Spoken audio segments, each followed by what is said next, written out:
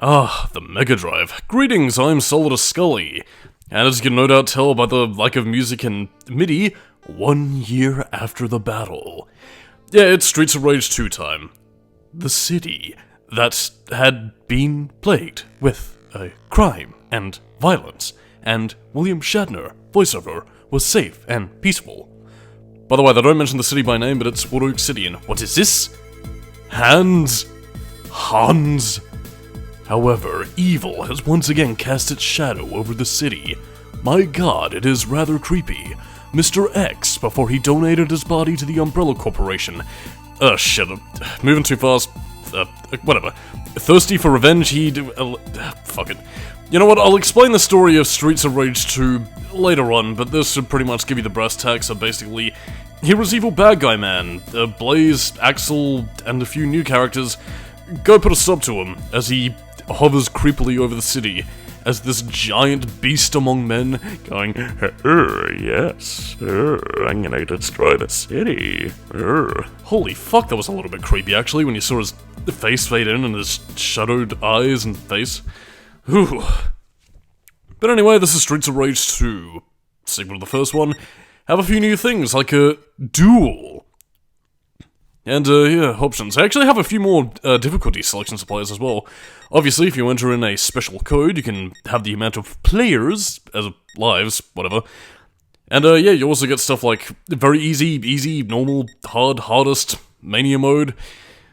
It's Streets of Rage Mania, whatever. But yeah, players also have, I'd like to say much better balanced stats this time around. I mean, we're going to be playing as Blaze because, well, she's the character I prefer playing as. And, yeah, gameplay has changed up rather significantly, but there are a lot more stat-focused characters this time around. Obviously, you have Big Strong Man, Max, I forgot what the fuck his name is, but basically he's like the heavy wrestler kind of dude, standing in for, I guess what Axel used to be in Streets of Rage 1, where he was kind of the heavy. But yeah, Axel's pretty much, I'd say Axel in this case kind of takes up Adam's position. More on him at 11. But yeah, in place of Adam Hunter, we have his little brother Edward Hunter, codenamed Skate. And again, as you'd expect, a lot of these characters also have very different abilities. Skate, true to his name, has a dash ability. That would actually become standard for a lot of people in Streets of Rage 3, bizarrely enough. But yeah, in the meantime, things haven't really changed up too significantly, but Streets of Rage 2 does add a lot more bells and whistles. I mean, again, Blaze being the all-rounder is my absolute favourite to play as, and if I may be a little bit pervy at the moment, holy fuck, she has some massive titties in this game. Seriously, like, I mean, the game does pretty well to highlight her, humongous boobs, because goddamn, they just jiggle around every time she walks. Anyway, enough perverse commentary. Yes. Let's talk about what's different. I mean, you have your same punches, kicks, you also have your jump attacks. So, yeah, you might be noticing no special attack. By which I mean the raining death from above with the rocket launcher. Yeah, your police buddies are actually no longer around. I can't remember what the manual explanation gave. I think it might have been like, they're either, like, taken out or they were fired from the police department for, I guess, aiding and abetting vigilantes, because, yeah, I believe Blaze, Adam, and, or Axel were pretty much kind of going about it their own way and taking down Mr. X, since, again, I think I don't know if this is more of a later game kind of thing, but I believe the police force was meant to be kind of corrupt and bought out by Mr. X. So yeah, once again, the team are taking things into their own hands, and to finally talk about the story, yes, in Streets of Rage 1, after taking down Mr. X, Adam Hunter has been kidnapped. Mr. X kidnapped him in the middle of the night after recovering from his ass buffet, and, well, yeah. Kinda goes to show that things have gone to hell in a handbasket, because after finding a distraught Eddie Hunter, yeah, the team pretty much was like, we gotta save our best friend. Of course, being the 90s and having radical dudes skating kids, Eddie's along for the ride, and, well, apart from having Shiv return, yes, we also have Max. I really don't know how the team came across him, I don't know what his backstory is, since I don't really even bother to play as him, much less really give a shit about what his character is even about, but yeah, he's here too. Although another interesting feature, actually, you probably won't be seeing this until I completely run out of lives, but yeah, you can actually, when you die, you can actually choose which character you want to play as. So, like, I mean, if you lose all your lives and use a continue, you can either select, again, between Blaze, Max, Adam, or, no, not Adam, Axel and, Eddie. Again, I know the kid's name is Skate in this game, but I've kind of got confused as to what to call him. But regardless as such, the plot's pretty simple, it's easy to pick up and play, and Streets of Rage 2 does have a rather lofty reputation. Like, I mean, it's not quite considered to be the best beat-em-up game, but it is considered to be a cream-of-the-crop masterclass on how to do your beat-em-up games, and often the best in the series. And again, you know, I can see where a lot of people are coming from, although, in spite of its flaws, I do have a preference for Streets of Rage 3 as my absolute favourite, but I do also hold a bit of a, you know, a bit of a charm for the first game, which has some very basic but decent mechanics, so, yeah. And again, as you're seeing here, you can pick up weapons, smack people around with pipes. Not much has really changed, but in lieu of your police buddies helping you out, you also have special attack. By which I mean basically by pressing the C button, you can pretty much access your, well, power moves at the cost of diminishing your health bar. These are mainly desperation moves used to get out of enemy grapples or, again, to take down a large chunk of your enemy's health, but again, it does have a nice risk-reward factor for it. Although, why they lose health I don't really understand. Like, I mean, if it had like a stamina/concentration meter, I could understand, but it's kind of bizarre. It reminds me a fair bit of Comic Zone, actually, when, whenever Sketch would punch something, his health would diminish, which I never really fully got. Was he breaking his hand? Were they... whatever. Anyway, you'll be seeing an example of what Blaze's special move is a little bit later on, but yeah, she has a little flip kick attack, or she has a, well, power punch. It sounds like a drink. But yeah. There is also another specific move which you can use by combining, you know, the dash ability and, you know, characters attacking her. As you're seeing right there, actually, where Blaze does her, I'm so sorry, I have to kick your ass. And when she does that little flip-de-whoop sort of thing. It's pretty much one of my go-to moves. I should be using more move variety, but again, as you can see here, it does the similar damage to the power punch, but doesn't cost any health to use, so it's deliciously spammable. Although, bear in mind, I do try my best to try and varietize my moveset by, you know, using grapples, basic punches and kicks and whatever. But yeah, I mean, if I have some powerful moves, then why the fuck not use them, you know? Anyway, among the familiar Golsiers and the B signals and Y signals, yeah, we also have a few new faces, like Donovan. We ain't never seen them round these parts before, but since they're in the bar, having a drinks, yeah, I think we gotta take care of them. So yeah, I mean, Streets of Rage 2 introduces a few more enemies, but it's basically a refinement of all the elements in the first game, and changing up some of the ones that, well, you know, didn't really work so well. I mean, I will say this much, I do think that Streets of Rage 2, in terms of improving upon the first game's mechanics, not only adding a few more moves at your disposal, but again, it also improves a lot of the boss fights and doesn't have quite the same level of bullshit that the first one had. Primarily in having, well, stuff like the Freddy Krueger enemies that could just instantly slash attack you because fuck you. Although there are a few enemies like that in terms of boss encounters, but again, I'll explain those when we get to it, much later in the game. I'd say the difficulty, I mean, in spite of the fact that you have multiple modes to choose from, it is much better balanced, so again, you're not liable to die as often, but at the same time though, it's also not exactly a walk in the park, and again, if you want to test your skills, Mania Mode will answer the call, and by fucking Jesus, you will feel it. And another thing that's also improved is Yuzo Koshiro's soundtrack. Although, I will say, actually, the boss theme actually is kind of a bit weird. I mean, it's like the first game, but it also has a thing where it goes derp, derp, derp, derp, derp, derp, derp. But yeah, like, I mean, it's also much more fair and balanced this time around. I mean, again, it does still do the thing where you have to fight against enemies while fighting the boss, but at the same time, it's also nowhere near as obnoxious, because, again, I mean, obviously it's the first boss at this point, but again, I never find myself really, like, finding the other enemies getting in the way of my combos or trying to interrupt me while the boss, you know, it does, you know, starts giving it all this. So again, I just feel like things are a lot better structured in Streets of Rage 2. Whee! And plus, you also have that hidden mechanic of hold the up button and jump, and you'll land on your feet and not take any damage. Because Blaze is lightning on her feet. Quite naturally, since she's also a dance instructor.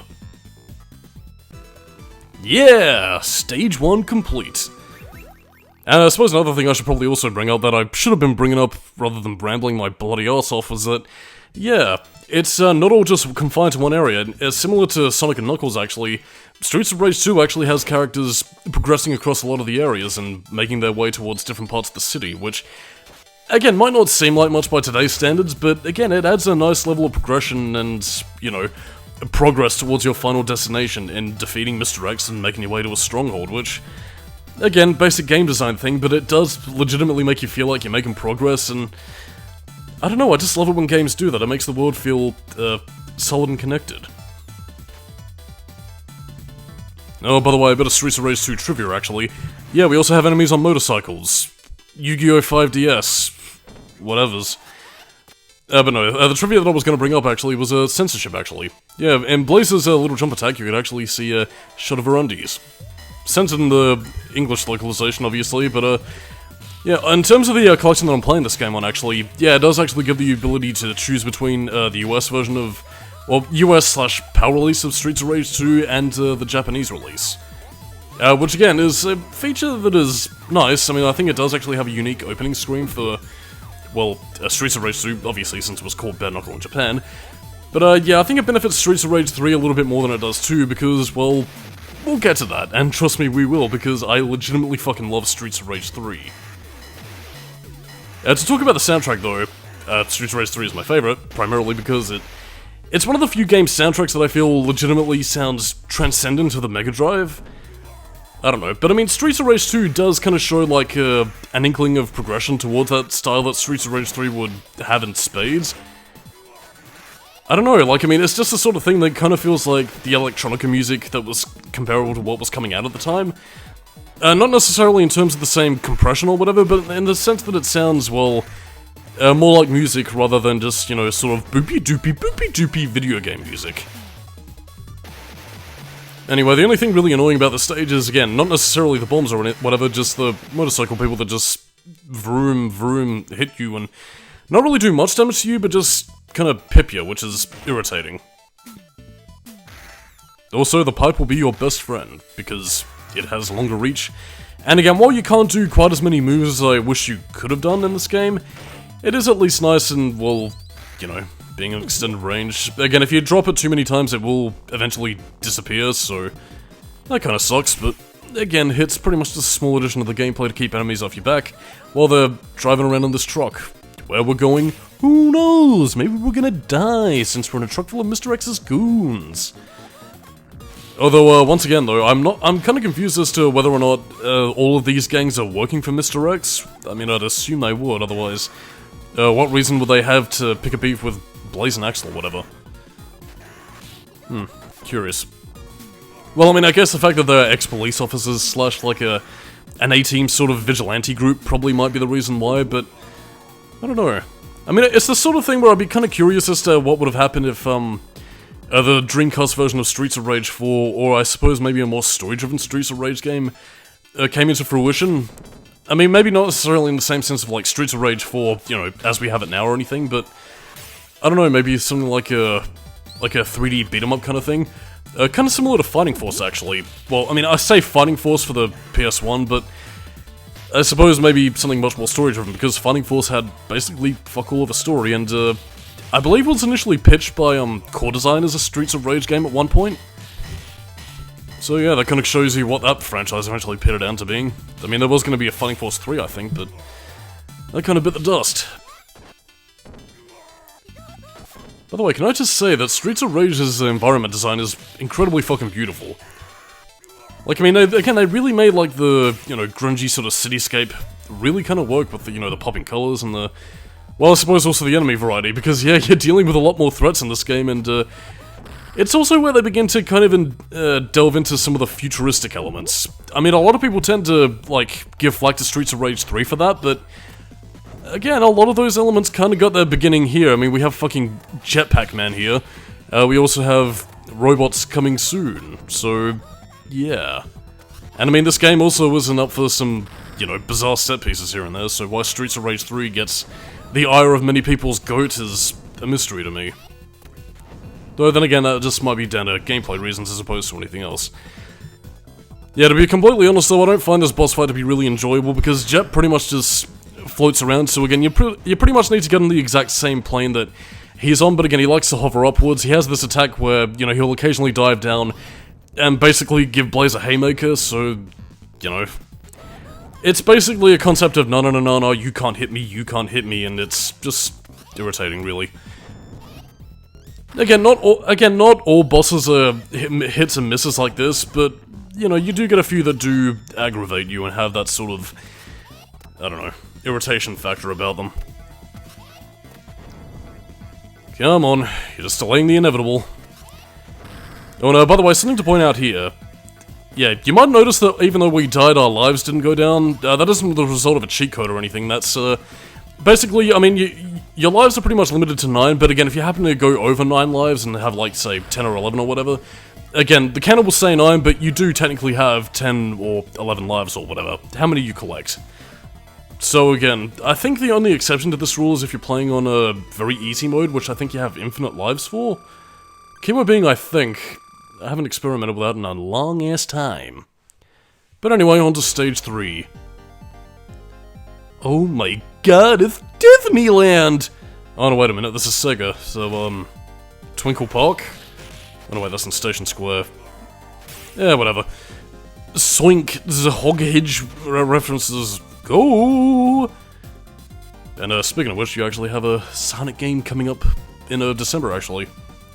Yes, indeed, to kind of go into what I'm recording this with is, basically, yeah, I just need a little bit more time to prepare some Kingdom Hearts 2 footage, so, that's why I'm going with Streets of Rage 2. Barely a year after I did the first one. In fact, I think it's in the same year, because I did Streets of Rage 1 in January, I think. He lies, as he still has a few final parts of Tormented Souls to record. But yeah, this is pretty much just to give me a bit of a buffer, so let's enjoy the theme park together. Hey, look, it's Burn-Knuckle! Which I believe is a quote that Axel actually says if you use his special attack, which is the Burn-Knuckle. Which I think he also says in the title screen when he, like, has this animation where he breaks the game screen and goes bare-knuckle because extreme 90s, dude! Gold! Who was depositing gold in the arcade machine? Yeah, maybe that's why they all went out of business. People didn't have any ludicrously ostentatious things to hide in them. Or pay them with. Oh, well, they've pretty much been replaced by mobile games at this point in time. It's kind of a shame, really, because, like, I mean, I do still have, like, in my local town area, like, we still have a few, coin-op arcade machines. Like, we still have Sega Rally 95, and we did actually have Tekken at one point, because, yeah, one of the small little arcade places we had shut down recently. So all we have is Sega Rally.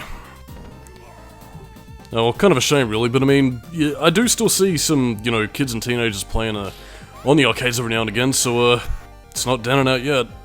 Just give it a while, we're all gone. I mean, then again, I suppose I should probably also point out that, you know, living in the land of Australia, land of the free... Yeah, we don't have any, like, Dave & Buster's or, like, you know, barcade kind of things where you have, like, a pub and an arcade rolled into one. Because otherwise I'd probably spend all my time there as a sad, depressing alcoholic and probably somebody who would play a round of Pac-Man or Space Invaders while waiting for drinks. Anyway, I mean, the theme park excuse, I guess, is probably one of the more iconic levels of Streets of Rage 2. Not my favourite, though, but again, it does give the developers an excuse to play around with tropes, set pieces, and, you know, just play around, really, with locations and iconography. It's also a bit of a shame you never got to fight any, like, goons wearing, like, pirate outfits or whatever, or, like, maybe some animatronic robots that have kind of gone on the fritz, or maybe Mr. X could have reprogrammed them. I mean, considering what we fight at the end of the game, it wouldn't be much of a stretch. But yeah, we have Sumo Man, Suzaku. Don't worry, we'll take care of you. Come on. Accept your death and fate like a man, as you're beaten up by a woman. No doubt embarrassing the man. God damn this. I mean, again, I said that Streets of Rage 2 wasn't my favorite soundtrack, but I mean, it does have its catchy pieces here and there, and, I mean, honestly, like, next to something like, say, Ratchet and Clank 3 or The Matrix Path of Neo, this is... Well, the Streets of Rage series as a whole is one of my go-to games for just, like, you know, chilling out around the time when work is really busy. I'd come home late at night, just put on Streets of Rage 2 and have an absolute blast. I mean, again, I suppose that's probably why a lot of its gameplay features are contributing to a lot of its, well... I guess maybe a lot of the charm of the game. It's just very cathartic, very actionized, and... in a way, it's just very relaxing to kick the shit out of people.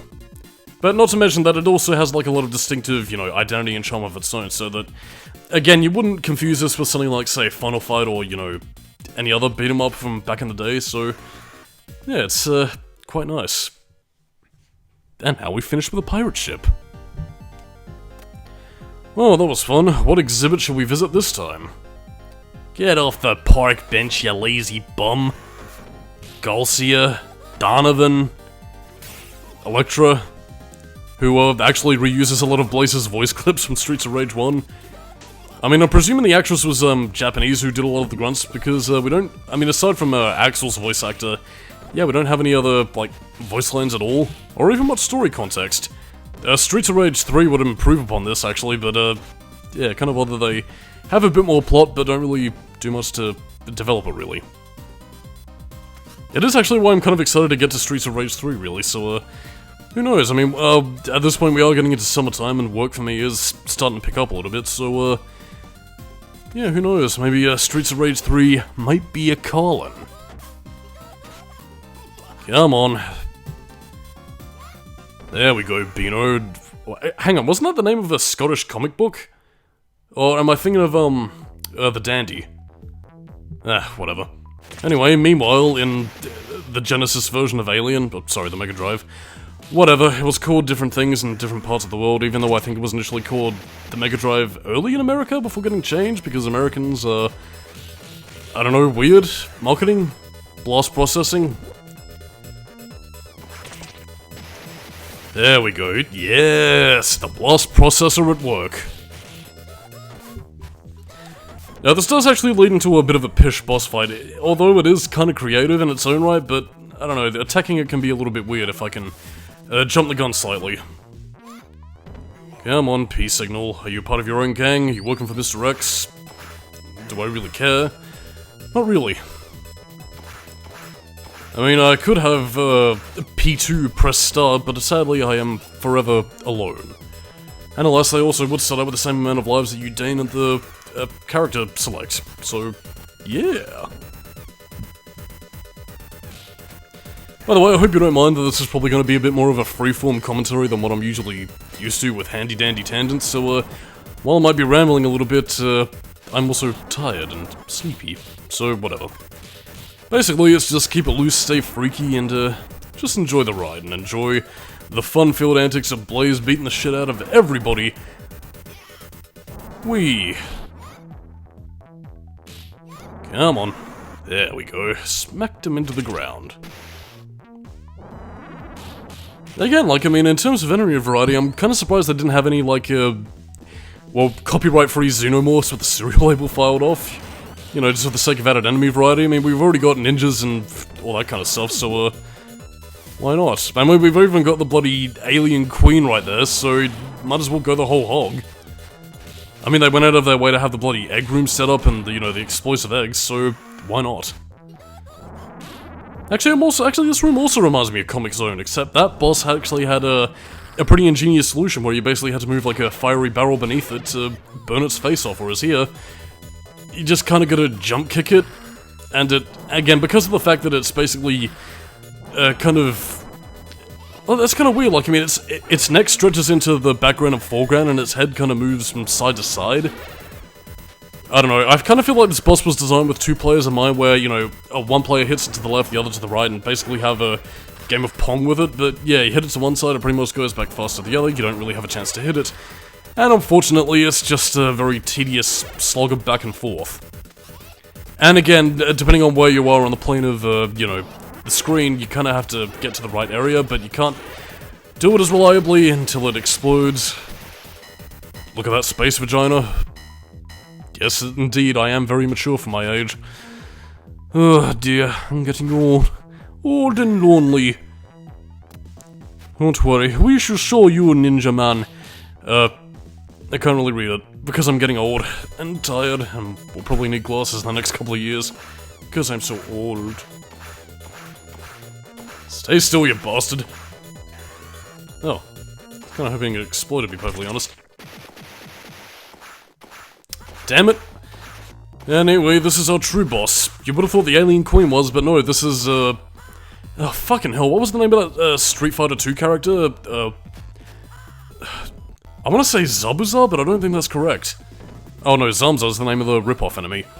Shit, what the hell was, it was basically the Wolverine rip-off looking guy, who this game ripped off as another Wolverine rip-off looking guy. Really annoying to hit, and a bit of a pain in the ass because he doesn't leave himself prone and his attacks hurt like hell. I mean, the dual health bar thing isn't really much of a pain in the ass, but I don't know. Pain in the ass. What was his fucking name again? Blanca, that's it. So, yeah, this is rip-off Blanca. And again, like any beat-em-up game, towards the latter parts of the areas, you're gonna be seeing him again, in different outfits and rip-off shit. Yeah, I really don't know what to say. Zamza's just a bit of a pain in the butt. Pain in the butt! Pain to the max! Come on. Accept your fate. You're nearly dead, you don't have the lives trick that we have. Anyway, on that note, I'm Solidus-Skully, keeping new metal, and next time on Streets of Rage 2, more fun in the sun.